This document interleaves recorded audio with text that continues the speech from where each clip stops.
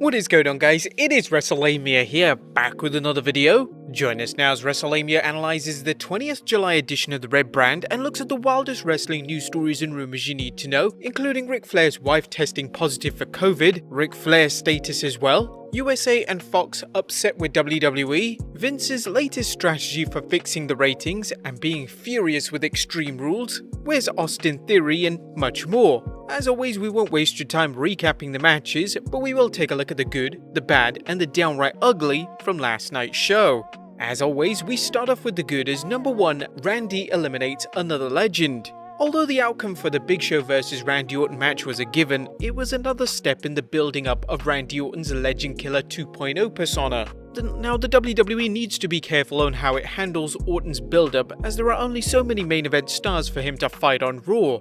For now though, he's off to a superb start. Number 2, a righteous return. Mustafa Ali finally returned to Raw, and it's clear he hasn't lost anything in the ring, putting on a fantastic performance alongside Ricochet and Cedric Alexander against MVP, Bobby Lashley and Shelton Benjamin. Ali has so much to offer, and like many stars on the roster, could do so much better for himself with the right push. Right now, the biggest question is whether being with Ricochet and Alexander will drag him down, or whether he can bring them up as more than talented enhancement workers.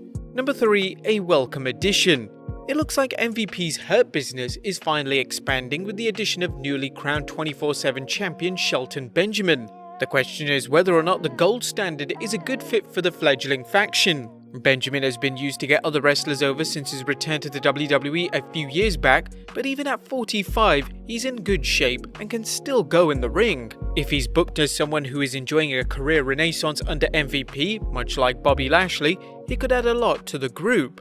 Number 4, some long-awaited wins. The latest Raw featured some wins for Ruby Riott and Shelton Benjamin that were a long time coming. Riott scored her first win since February of 2019, while Benjamin won his first singles match on Raw since 2006, that being against Super Crazy. Yeah, that's super insane. Both superstars deserve a lot better, and with Benjamin in the Hurt Business and Riott getting more television time, this could be a good sign for both. That was the good. What about the bad as number 1, a non-title nightmare? Pointing how much the Raw Tag Team titles have become an afterthought is a moot point at this point, but what was the purpose of Andrade and Garza losing a non-title match to the Street Profits? Andrade and Garza have been getting momentum over the last few weeks with wins over the Viking Raiders, and the WWE then kills their momentum rather than setting up a title match against the Street Profits. Just makes no sense. Number 2, cleaning up the extreme mess. As we discussed in our Extreme Rules recap, they left far too many unanswered questions in a blatant attempt to get fans to tune into Raw. However, the WWE did a half-baked job following up on what the status was for the United States Championship or the Raw Women's Championship, treating what should have been important questions as mere afterthoughts. Number 3, Aleister Black on hold. While no star can stay in the spotlight all the time, whether they're a main eventer or undercard performer, Aleister Black has been on hold for far too long, showing up to further the Seth Rollins storyline without doing more than counting the lights. Hopefully Black's recent role on Raw isn't a reflection of Vince McMahon's opinion of him.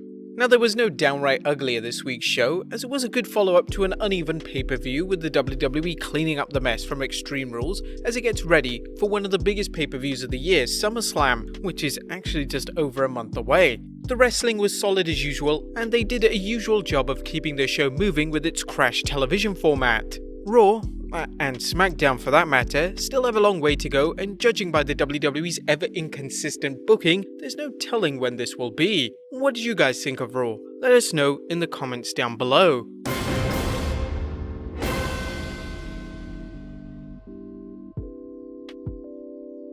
Now, let's get into the news, as our first story looks at Wendy Flair, Ric Flair's wife, having COVID, while Ric drives around without a mask. Now sadly, Ric Flair's wife, Wendy, has the coronavirus, but that didn't stop the Nature Boy from hitting a Starbucks drive-thru and paying without a mask. In an exclusive story, the New York Post reported, Flair, who has urged his social media followers to stop the spread of coronavirus, was spotted making a Starbucks run without a mask, even though his wife has the disease and he is at high risk of having it as well. Wendy, the WWE great's wife, is currently sick with the virus, Flair told the Post, just days after photographers spotted him at Georgia's Starbucks drive-thru Friday without a mask. A source familiar with the matter said Flair already has the virus and tested positive 2 days prior on Wednesday, but he denied that claim. Now, setting aside Flair's mask faux pas, we really hope that's not the case and Flair has COVID, as he's had a number of serious health-related issues in the past. As for his wife Wendy, we wish her the speediest of recoveries. Next up, Vince McMahon's latest strategy for boosting ratings. With Raw's ratings hitting an all-time low last week and SmackDown treading water at best, how is Vince McMahon dealing with the situation? Well, according to Wrestling News' Paul Davis, Vince is doing what he can by putting on pay-per-view matches on Raw and SmackDown, but USA and Fox are happy and everyone knows things will get better when we can get some people back at arenas. This is what he thinks right now, and he's not sweating these numbers. In addition to the problems of short-term over long-term booking, Vince's strategy is also flawed because there's no guarantee the WWE will be able to resume live events in September, and if not, what then?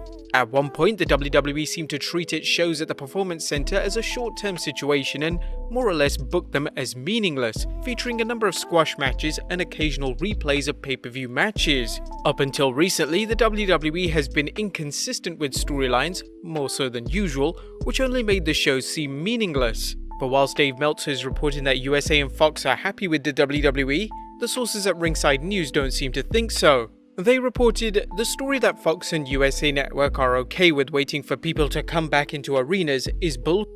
It was previously thought that bringing fans back to arenas will encourage more viewers at home. We were told that they've lost patience with those low numbers. Additionally, the return of Monday Night Football is making them worried about the situation. NFL games typically take a chunk out of WWE's viewership anyway. It is creating a situation in the company where their networks aren't happy with the current numbers that WWE is bringing in, and they're concerned about what's to come. Although Ringside News stressed there is no talk of cancelling either show, there is concern, and there should be, as Monday Night Football will likely draw a large number of sports fans who have been waiting a long time not only for the NFL, but sports in general.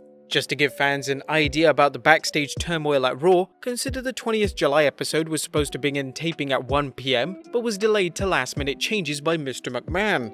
Thus, the following shouldn't surprise you, as Ringside News was told by a creative team member who is currently at the Performance Center that they are rewriting a ton of things because superstars are not there. We were also told there's also a lot of second guessing going on and that no one is confident in any vision, as they're all just looking to see what Vince doesn't reject and then scrambling to appease Vince. Is it any wonder the WWE is having problems with consistency? We just hope things don't get worse. Next up is Kairi Sane Done with WWE. It appears Kairi Sane's win over Bayley on Raw was her last match in the WWE. Although rumor has it she was going to face Asuka for the Raw Women's Championship at SummerSlam, Natalya posted a picture on Instagram with the caption, "Thank you." Of course, this could be a digital decoy or Natty giving her friend an early send-off. Considering how much the WWE has been booking on the fly, we'll just have to wait and see.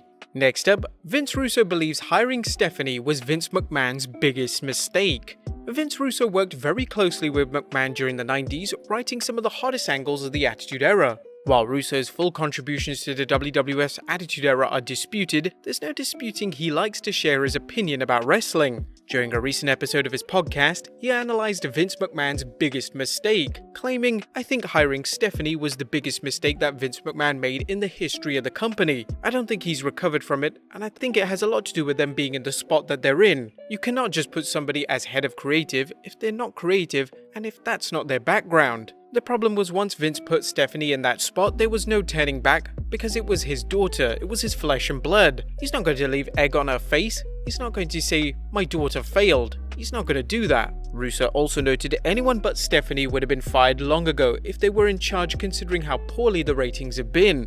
Russo isn't the first person to point out Stephanie's ascending creative as the beginning of the WWE's creative problems. But what do you guys think? Did Stephanie ruin WWE?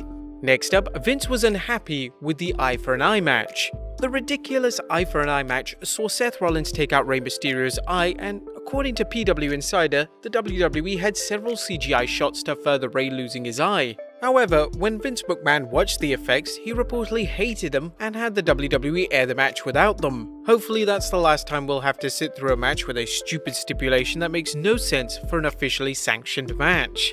Next up, where's Austin Theory? Seth Rollins' new disciple Austin Theory seems to have fallen off the planet, and according to Ringside News' Steve Carrier, we asked a source about Austin Theory's status and why he stopped appearing on WWE Raw, and we were told that his name just stopped coming up.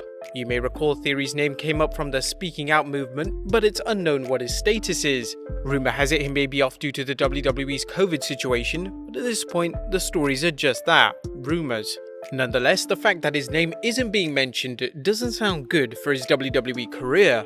Next up, a new direction for The Fiend. Is the WWE going with a new direction for The Fiend? Well, consider this tweet from Ringside News. As I mentioned, did you notice a babyface turn during the Wyatt Swamp fight? We've been told the plan is to push Wyatt's Fiend as a babyface killing other babyfaces. This is the kind of gimmick that can only be pulled off if you're a complete badass, and Bray Wyatt is that badass. Now, we know better than to rule anything out when it comes to the WWE, but this report is a stretch even for a company led by a desperate Vince McMahon. But there you have it guys, the good, the bad and the downright ugly from the 20th July episode of Raw, as well as the wildest news stories and rumors you need to know. Be sure to leave your comments down below, follow us on Instagram and Facebook for exclusive lists, and I'll see you next time with some more wrestling content.